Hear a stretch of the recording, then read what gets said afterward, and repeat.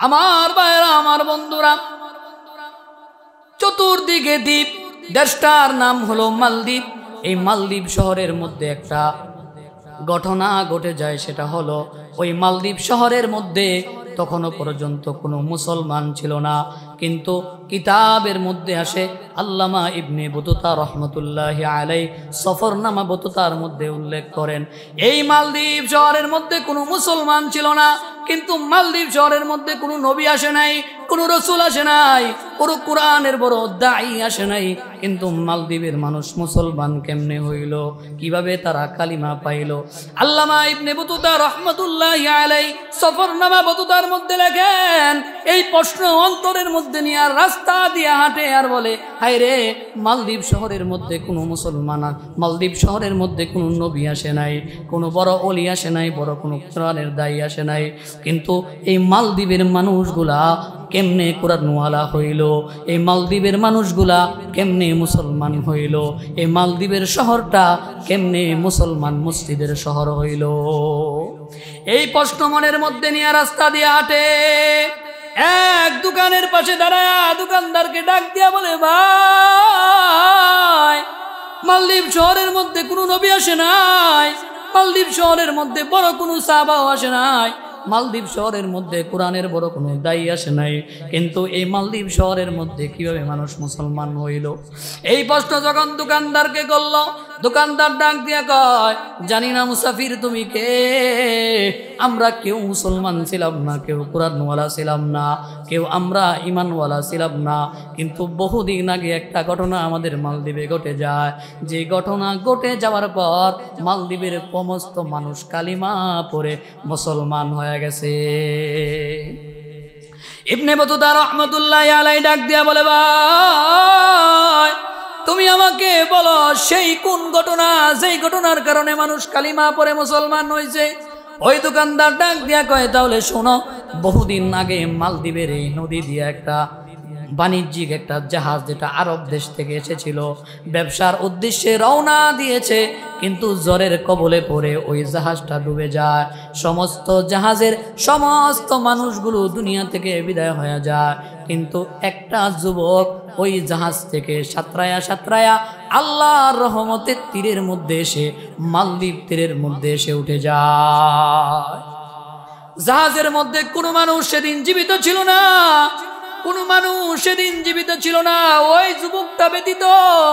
ওই যুবকটা মালদ্বীপের মানুষের মালদ্বীপের তীরে যখন উঠে, মালদ্বীপের মানুষের ভাষা সে বুঝে না, তার ভাষা মালদ্বীপের মানুষ বুঝে না, সে বুঝাইতে চায়, তারা কেউ তার ভাষা বুঝে না, সে যেটা বলতে চায়, তারা কেউ সেটা বুঝে না, তারা যেটা বলে সেও সেটা বুঝে না। কারণ আরবের মানুষ আরবি বলে, মালদ্বীপের মানুষ তো তখন আরবি বুঝতো না। ওই যুবকটা রাস্তা দিয়া হাঁটে আর বলে, মালিক, জ্বরের কবলে পড়ে আমার সমস্ত সাথীগুলারে হারাইলাম, আমার মা বাবারে হারাইলাম, আল্লাহ, এই মালদ্বীপ শহরের মধ্যে কোনো মানুষ আমার কথা বুঝে না, কোনো মানুষ আমার কথা বুঝে না, আমিও তার কথা বুঝি না। আয় আল্লাহ, আপনার কোরআনের বদৌলতে, আপনার কোরআনের বরকতে আপনি আমার জন্য একটা থাকার জায়গার ব্যবস্থা করে দেন। ওই যুবকটা আল্লাহর কাছে দোয়া করতেছে, আল্লাহ, আপনি আমার জন্য সহায় হয়ে যান, আপনি আমার জন্য রাস্তাকে সহজ করে দেন, আপনি আমার জন্য আমার সঙ্গী হয়ে যান। আল্লাহর কাছে দোয়া করতেছে, এমন সময় একজন বৃদ্ধ মহিলা রাস্তা দিয়া অতিক্রম করতেছে আর বলতেছে, যুবক, কেন তুমি কান্না করো? আল্লাহ তাআলা যুবকের কষ্ট মহিলাকে অনুধাবন করার শক্তি দিয়ে দিলেন।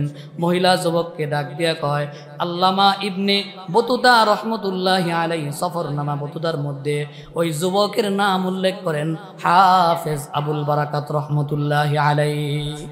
হাফেজ আবুল বারাকাতকে ডেকে বলে, ও সন্তান, আমার ঘরের মধ্যে আমি আর আমার মেয়েটা যারা কেউ থাকে না, তুমি আমার সাথে চলো, আমার বাড়িতে বসবাস করবা। হাফেজ আবুল বারাকাত ওই মহিলার বাড়িতে চলে গেল। ওই মহিলার বাড়িতে বসে বসে তিনি কান্না। সকাল হইতেই জঙ্গলের মধ্যে চলে যান, সারাদিন লাকড়ি ক্রয় করেন, ওই লাকড়ি বাজারে বিক্রি করে যেই টাকা উপার্জন হয় এই নিজের খরচ দিয়া উনি নিজের জীবন যাপন করেন। একদিন হাফেজ আবুল বারাকাত লাকড়ি ক্রয় করার জন্য, লাকড়ি টুপানোর জন্য জঙ্গলের মধ্যে চলে গেল। লাকড়ি টুপানো, লাকড়ি ক্রয় করা শেষ হয়ে যাওয়ার পর যখন বাড়িতে ফিরে আসলো, এসে দেখলো সরকারি লোকরা বাড়ির সামনে দাঁড়ায় আছে। মহিলাও তার চোখ দিয়ে ঝরঝর করে পানি পড়তেছে, মহিলাও কান্না করতেছে। হাফেজ আবুল বারাকাত রহমতুল্লাহ আলাইহি জিজ্ঞাসা করে, মা কেন আপনি কান্না করেন? ওই মহিলা ডাক দিয়ে কয়, সন্তান, আমরা মালদ্বীপের মানুষ, আমাদের রাজা, আমাদের শাসন যিনি করেন সে একথা বিশ্বাস করেন মালদ্বীপ শহরের মধ্যে একটা নদী আছে, ওই নদী থেকে একটা দানব উঠে চলে আসে। সে একথা বিশ্বাস করেন দানবটা এসে আমাদের দামি দামি সম্পদগুলোকে নষ্ট করে ফেলে, আমাদের দামি দামি সম্পদগুলোকে সে বিনষ্ট করে ফেলে। আমাদের রাজা এই কথা বিশ্বাস করেন প্রতি বছর যদি একটা যুবতী মেয়ে ওই দানবের কাছে সুবর্দ করা হয়, ওই দানবের কাছে দেওয়া হয়, তাহলে ওই দানব আর আমাদের অন্য অন্য সম্পত্তিগুলো নষ্ট করবে না। প্রতি বছর মেয়েদের মধ্যে, যুবতীদের মধ্যে লটারি দেওয়া হয়। যেই মেয়েটার নাম লটারিতে ওঠে ওই মেয়েটাকে ওই দানবের কাছে দিয়ে দেওয়া হয়। বাবা, এই বছরও পূর্বের নেই, এই বছরও লটারি করা হয়, এই লটারির মধ্যে আমার মেয়ের নামটা চলে আসে। আমি এই কারণে কান্না করি, কারণ আজকের পর থেকে আমি আমার মেয়েকে আর কোনোদিন দেখতে পাবো না, আজকের পর থেকে আমি আমার মেয়ের কণ্ঠ আর কোনোদিন শুনতে পাবো না, আজকের পর থেকে আমি আমার মেয়ের সাথে কোনোদিন মোলাকাত করতে পারবো না। এই ঘটনা যখন হাফেজ আবুল বারাকাত রহমতুল্লাহি আলাইহি বলা হয়, হাফেজ আবুল বারাকাত বলেন, মা এখনো পর্যন্ত আমার দাড়ি গোঁফ জ্বালায় নাই, আপনি তার অলংকারগুলো, তার কাপড়গুলো আমারে পরাইয়া দেন, আমি রাজা লোকদের সাথে চলে যাব, আপনার মেয়েকে রাজা লোকের সাথে দেওয়ার দরকার নাই।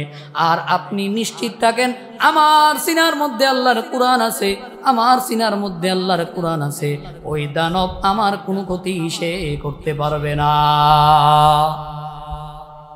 যেই কথা তেমন কাজ। হাফেজ আবুল বারাকাত ওই লোকদের সাথে চলে গেলেন। ওই লোকদের সাথে গিয়া আসে ওই নদীর পারে ওই ঘরের মধ্যে অবস্থান করলেন। হাফেজ আবুল বারাকাত সন্ধ্যা হয়ে যায়, এশার নামাজ আদায় করে আল্লাহর পবিত্র কালাম তেলাওয়াত শুরু করে দিলেন। হাফেজ আবুল বারাকাত পড়তে শুরু করে দিলেন, তেলাওয়াত শুরু করে দিলেন। তেলাওয়াত করতে করতে রাত যখন গভীর হয়ে যায়, সমুদ্রে থেকে একটা দানব উঠে হাফেজ আবুল বারাকাতের দিকে চলে আসে। হাফেজ আবুল বারাকাত আল্লাহর দিকে তাকায় বলে, মালিক, আমি হাফেজ আবুল বারাকাত আপনার কোরআন তেলাওয়াত করতেছি, আয় আল্লাহ আমি এই কথা বিশ্বাস করি মালিক, দুনিয়ার কোনো অপশক্তি আমাকে ধ্বংস করতে পারবে না, দুনিয়ার কোনো খারাপ শক্তি আমাকে ধ্বংস করতে পারবে না আল্লাহ। এই কথা বলে হাফেজ আবুল বারাকাত কোরআন তেলাওয়াত শুরু করে দিল। আরো জোরে জোরে কোরআন তেলাওয়াত শুরু করে দেওয়ার পর ওই দানব দাসু আবারও সমুদ্রে ফিরে যেতে বাধ্য হলো। ওই দানব যখন নদীর মধ্যে, ওই সমুদ্রের মধ্যে আবার ফিরে গেল, সকালবেলা সরকারি লোকেরা চলে আসলো ওই যুবতী মেয়ের লাশ নেওয়ার জন্য। এসে দেখে এখানে কোনো যুবতী মেয়ে নাই, একটা যুবক বসে আছে, তাও মৃত না জীবিত বসে আছে। সরকারি লোকেরা ডাক দিয়া কয়, ওই মৃত যুবতী মহিলাটা, মেয়েটা কোথায়?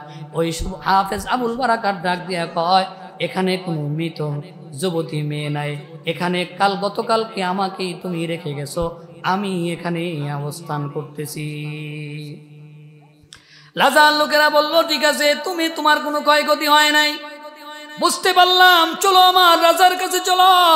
রাজার কাছে যাওয়ার পর সমস্ত ঘটনা যখন বর্ণনা করলো, রাজা বলল ঠিক আছে, আবার আগামী মাসেও তোমাকে ওই সময় ওখানে রাখা হবে। তুমি যদি ফিরে আসতে পারো তাহলে যেই কোরআনের মাধ্যমে তুমি ফিরে আসছো, আমরা মালদ্বীপের মানুষ, সমস্ত মানুষ এই কোরআনকে গ্রহণ করে নিব। বলল ঠিক আছে, কোনো সমস্যা নাই। আগামী মাসেও হাফেজ আবুল বারাকাত রহমতুল্লাহি আলাইহিকে ওই সমুদ্রের পাড়ে রেখে দেওয়া হলো। আল্লাহর কোরআনের তেলাওয়াতের বরকতে ওই সমুদ্র থেকে দানবটা এখনো আর আসলো না। সকালবেলা যখন হাফেজ আবুল বারাকাত গিয়া রাজাকে ডাক দিয়ে গেল, রাজা আপনি তো বলছিলেন আবার যদি আমি ফিরে আসতে পারি তাহলে আপনি আমার কোরআনকে গ্রহণ করে নেবেন, আপনি আল্লাহর কোরআনকে গ্রহণ করে নেবেন। এই যে আমি ফিরে আসছি, নেন নেন নেন, আল্লাহর কোরআনকে আপনি গ্রহণ করে নেন। হাফেজ আবুল বারাকাত যখন এই কথা বলল, রাজা ডাক দিয়ে কয়, হা যেই কোরআনের মাধ্যমে দানব থেকে বাঁচা যায়, অবশ্যই এই কোরআন সত্য। ঠিক আছে যাও, আমিও পড়ে নিলাম, আমার সাথে আমার সমস্ত সৈন্য, সমস্ত রাজা প্রজা উজির যা আছে সবাই পড়ে নিল লা ইলাহা ইল্লাল্লাহু মুহাম্মাদুর রাসূলুল্লাহ সাল্লাল্লাহু আলাইহি ওয়াসাল্লাম। আমার ভাইরা, এ কারণে এই কোরআন একটা মানুষকে যেমন পরিবর্তন করতে পারে, একটা সমাজকেও এ কোরআন পরিবর্তন করতে পারে, একটা দেশকেও এ কোরআন পরিবর্তন করতে পারে। এ কারণে আমাদের জন্য উচিত হলো যে আমাদের ঘরের মধ্যে কোরআনকে ঢুকায়া দেওয়া, কোরআন থেকে সবক গ্রহণ করা, কোরআন শিক্ষা করা, আমাদের সন্তানগুলোকেও কোরআন শিক্ষা দেওয়া। যারা কোরআন শিখতে পারি নাই, বয়স হয়ে গেছে, আমাদেরও উচিত আমাদের কোরআন শিক্ষা করা।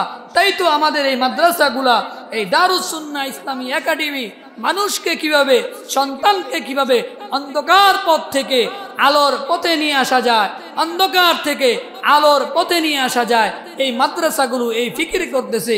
এ কারণে আমাদের জন্য উচিত হলো আমরা আমাদের সন্তানগুলোকে, এমনকি আমরা নিজেরাও কোরআন শিখবো, আমাদের সন্তানগুলোকে কোরআন শিখাবো ইনশাআল্লাহ। আল্লাহ রাব্বুল আলামিন আমাদের সকলকে এ কথাগুলো বুঝার আর আমল করার তৌফিক দান করুন।